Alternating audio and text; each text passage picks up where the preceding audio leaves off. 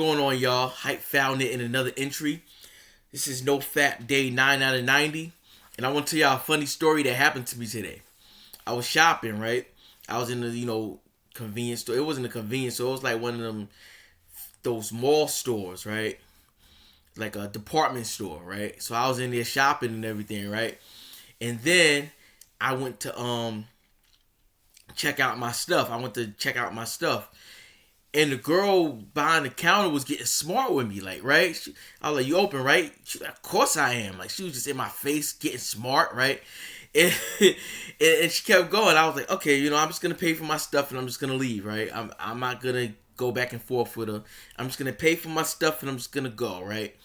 But the thing is, I didn't go. Right? I met back up with my mom. She's in the department store. She's still shopping. Like sometimes I go and ring up my stuff and I get a bag and then I ring up my stuff first.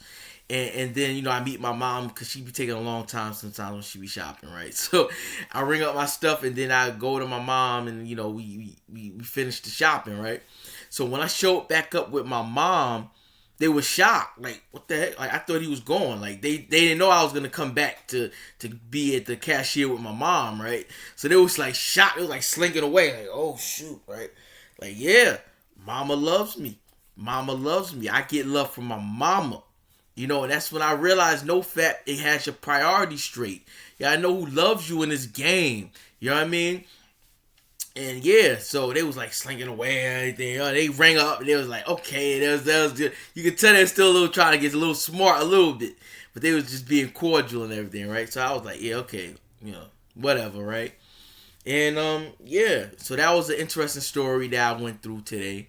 It's not much, it's just a little story of my life, what goes on in my life and what happens.